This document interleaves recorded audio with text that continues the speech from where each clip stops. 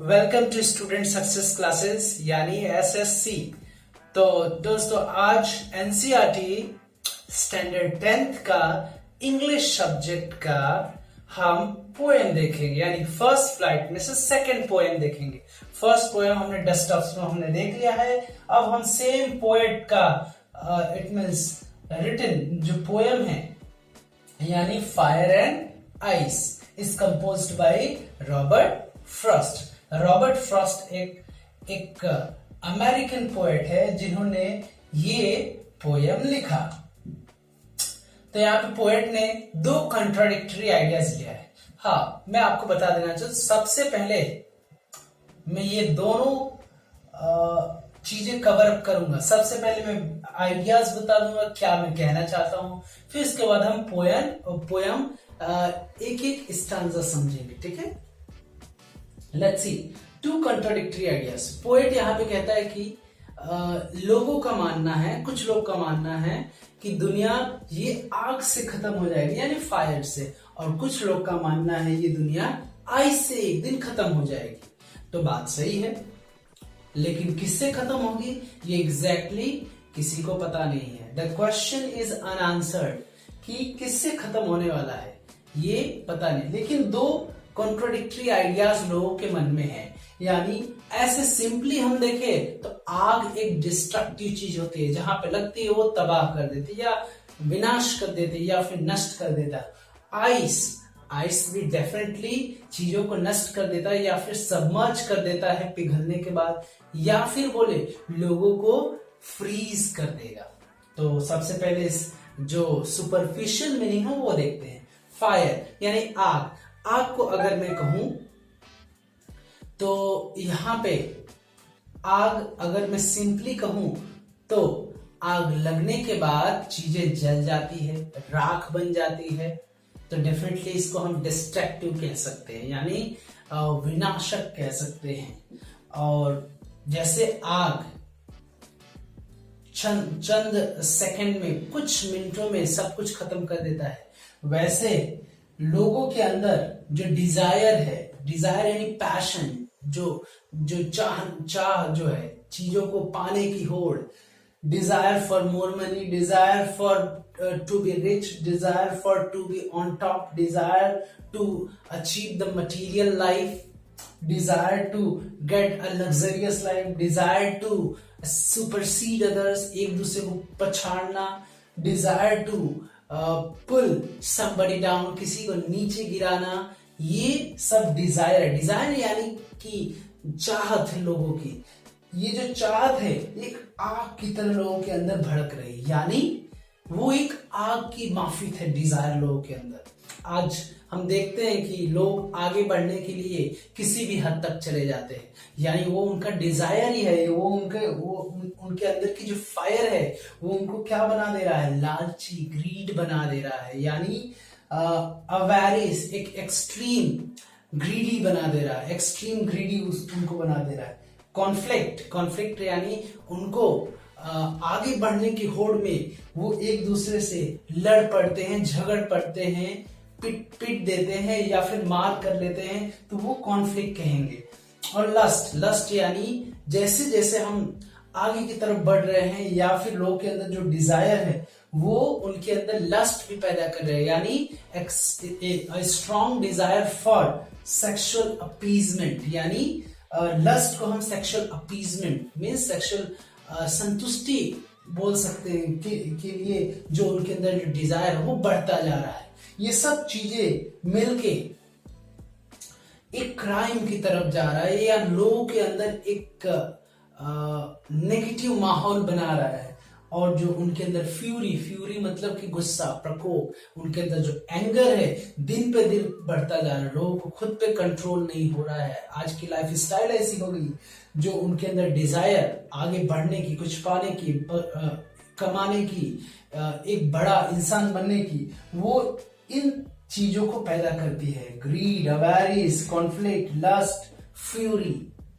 तो यहाँ पे फायर को ओनली फायर, आग नहीं, फायर को डिजायर से कंपेयर किया है। फायर को कई नाम दे दिया है, greed, avarice, conflict, lust, fury. मतलब ये ह्यूमन इमोशन है जो उनको ले डूबेगी, यानी एक दिन इंसानी रेस को खत्म कर देगी अर्थ पर से।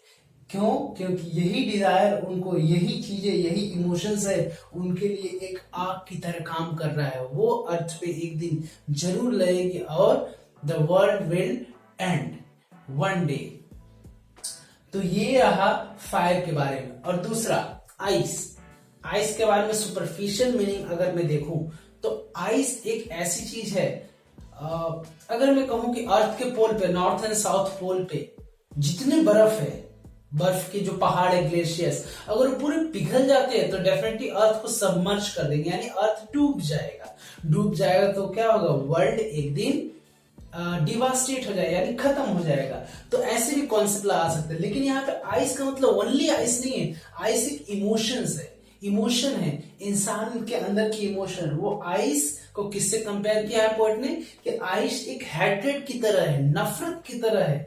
लोगों के अंदर आज देखो तो नफरत भर रही है, नफरत अंदर उनके जगह कर रही है, घर कर रही है। लोग एक दूसरे से नफरत कर रहे हैं। तो ये उनके अंदर कहीं न कहीं एक आइस की तरह है।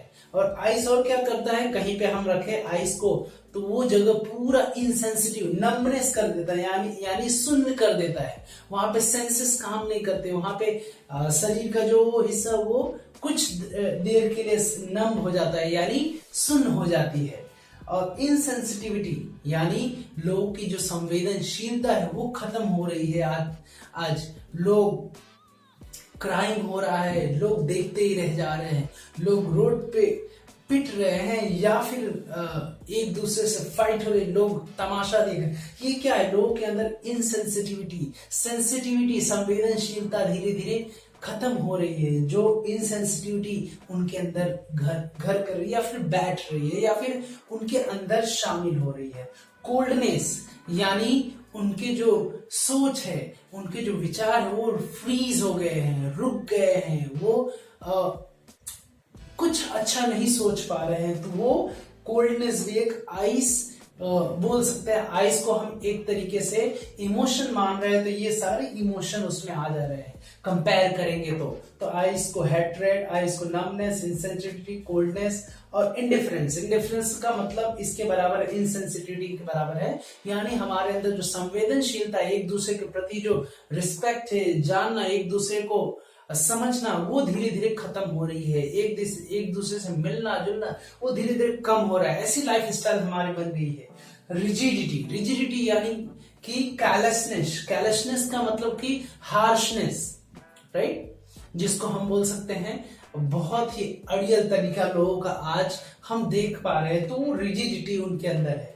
इंटॉलरेंस, समय के साथ आज का जो समय ऐसा है कि लोग इंटॉलरेंस होते जा रहे हैं। इंटॉलरेंस का मतलब कि लोग सह नहीं पा रहे हैं कोई चीज को। सहनशीलता धीरे धीरे उनके अंदर खत्म हो जा रही है या फिर खत्म होती जा रही है, या उनके अंदर धीरे धीरे सहन करने की शक्ति नहीं बच रही है। अब क्रुएल्टी यानी निर्दयता, लोगों के अंदर ये क्रुएल्टी भी पनप रही है, एक दूसरे के प्रति बेरहम है। अगर कहीं पे क्राइम भी होता है, मारपीट होता है, तो वहां पे क्रुएल्टी का एक हद पार कर जाते हैं लोग, यानी जो बेरहमी है वो उनके अंदर आ जाती है। बेरहमी से चीजों को खत्म करते हैं, बेरहमी से वो कहीं पे मार पीटते हैं, बेरहमी से लोगों को ट्रीट करते हैं। तो ये सारी चीजें आइस की तरह है। आइस एक ऐसा इमोशन है, राइट, जो ये सारे इमोशन को रिप्रेजेंट करता है। यही सारे इमोशंस है, हैट्रेड, नफरत और बाकी सारे, इतना सारा लोगों के अंदर एक दिन हो जाएगा, ये सारी चीजें घर कर जाएगी, अंदर आ जाएगी उनके दिलो दिमाग में, कि इंसान खुद ब खुद खत्म हो जाएगा, तबाह हो जाएगा, पूरी तरह से इंसानी लाइफ अर्थ से खत्म हो जाएगी, यानी world will come to the end. तो ये दो पॉइंट थे जो पोएट कहना चाहता है। अब हम देखेंगे पोयम।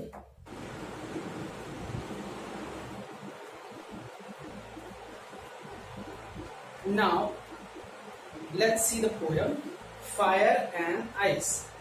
तो यहाँ पे फर्स्ट स्टैंजा में खत्म करने जा रहा हूँ। 2 स्टैंजा में टोटल है ये पोयम। तो पहला स्टांजा क्या कह रहा है? Some say the world will end in fire, some say in ice. यहाँ पोएट सीधे सीधे कह रहा है, खुद का पर्सनल व्यू यहाँ पे नहीं दे रहा है, यहाँ पे कह रहा है कि लोगों का कहना है। सम पीपल से, लोग ये कहते हैं, कुछ लोग इस साइड हैं कि द वर्ल्ड वुड एंड, दुनिया एक दिन खत्म होगी फायर की वजह से, और कुछ लोग का ये ओपिनियन है कि the world would and in ice. तो कुछ लोग का कहना है कि फायर की वजह से दुनिया खत्म होगी, कुछ लोग का कहना है आइस की वजह से। तो बात भी सही है। तो पोएट फिर आगे क्या कहता है कि from what I have tested of desire, जहां तक मैंने ये चीज देखा है, लोगों के अंदर डिजायर भर भर के, फूट के भरी हुई है।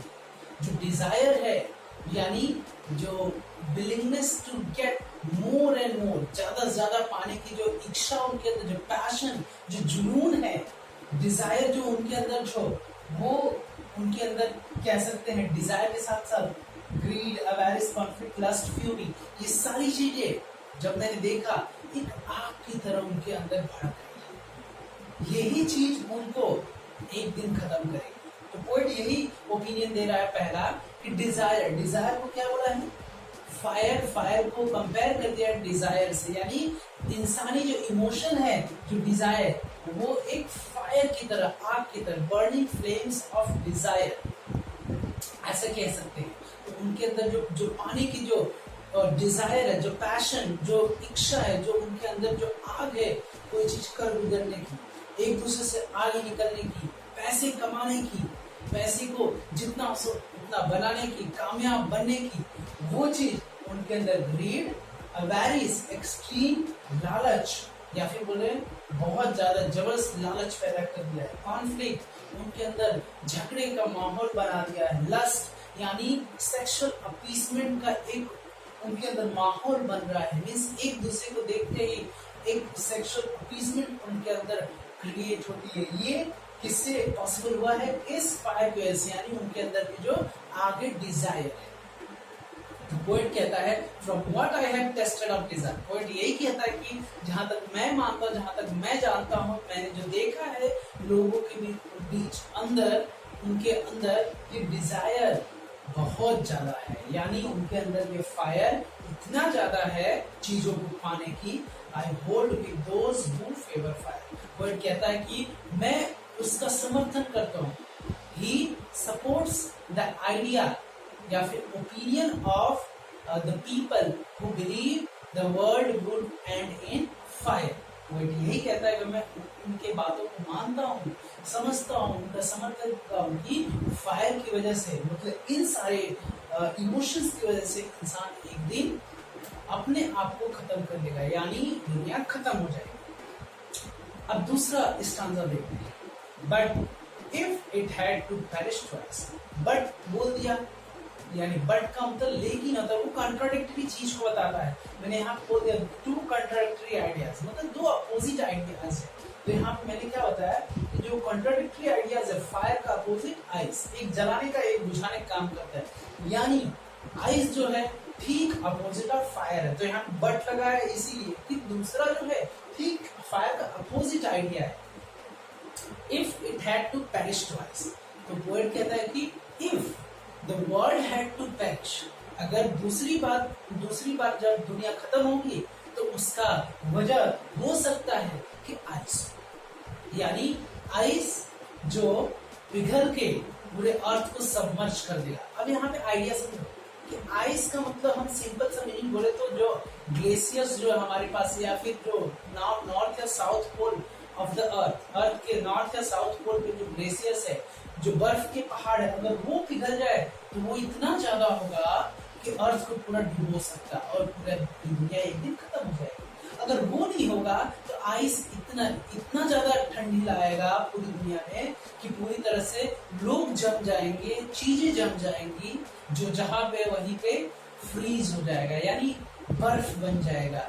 तभी भी इतना जो नेगेटिव जो टेम्परेचर है वो लोगों को जीने नहीं दे, यानी लोगों की मौत हो जाएगी।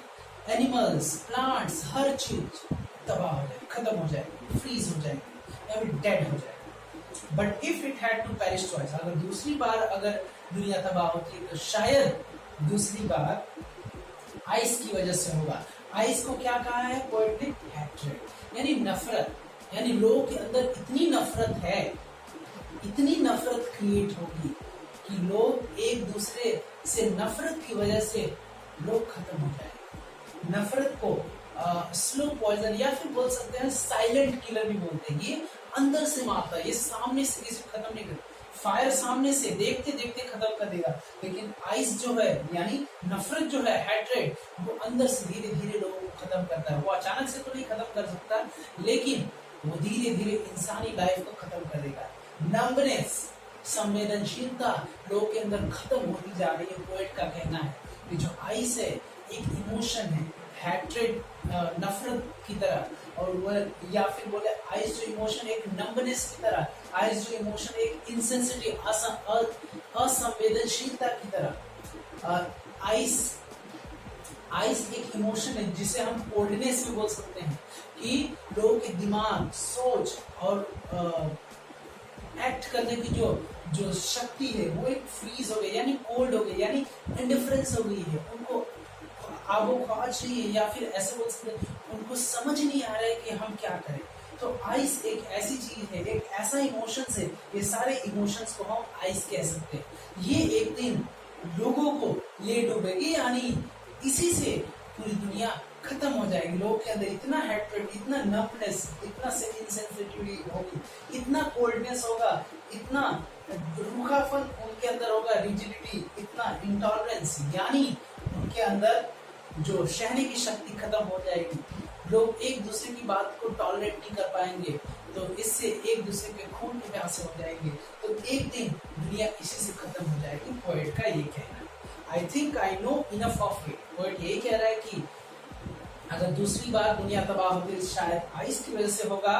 क्यों? क्योंकि जो नफरत है वो इतना ज्यादा होगा कि लोग खत्म हो जाएंगे, या फिर the earth would come to an a destruction, or the earth would be destroyed sooner or later. To say that for destruction ice is also great. Poet कह रहा है, अब कह रहा है, अपना पर्सनल व्यू यहाँ पे रख रहा है कि मुझे लगता है कि अगर मैं कहूँ तो डिस्ट्रक्शन, जो तबाही होगी आइस से, वो भी फायर से कम नहीं है, यानी सफिशिएंट है, यानी काफी है। फायर से भी ज्यादा काफी है आइस। लोगों के अंदर जो हैट्रेड है अंदर ही अंदर लोगों को खत्म कर देगी। पता है हैट्रेड एक ऐसी चीज है जो लोगों को बीमारी पैदा करती है, इसलिए इंसान को खुश रहना सीखना पड़ेगा। तो पोएट यहाँ पे कह रहा है is also great and good sufficient, यानी पर्याप्त। तो आइस कम नहीं पड़ेगा। आइस यानी हैट्रेड, नफरत किसी से कम नहीं, यानी फायर से कम नहीं है, बल्कि ज्यादा हो सकता है कि उससे ज्यादा ही इम्पैक्ट करे। नफरत आग तो तुरंत खत्म कर देगा, डिजायर जो है उनको जल्द ही उनको फेलियर या फिर उनको पूरी तरह से अंदर से या फिर बाहर से दोनों खत्म करे। लेकिन आइस उनको धीरे धीरे धीरे, यानी नफरत उनको नफनेस, insensitive, coldness, indifference, rigidity, intolerance and quality, ये सब चीजें मिलके उनको आइस यानी ऐसे इमोशंस उनको धीरे धीरे खत्म कर देंगे। तो दोस्तों ये रहा तुम्हारा explanation of fire and ice. यहाँ पोएट दो ऐसे कॉन्ट्राडिक्टरी आइडियाज है, two contradictory ideas, opposite ideas, जिसको एक साथ लोगों की बातों को रीडर्स को समझाने की कोशिश किया है, लोग क्या मानते हैं। और पोएट ये ऑब्जेक्टिव बता रहा है, यानी मकसद उसका बताने का ये है कि जो चीज है वो चीज एक दिन खत्म होगा, जो चीज बना है वो डेफिनेटली एक दिन रुइन हो जाएगा, डिस्ट्रॉय हो जाएगा। तो आपको वीडियो समझ में आया, ये लेसन समझ में आया तो definitely give a like. And जिस बच्चे की भी जरूरत है, अगर वो एनसीईआरटी की स्टडी कर रहा है तो इंग्लिश समझने के लिए जरूर ये वीडियो शेयर करें, as much as you can, जितना हो सके उतना शेयर करें।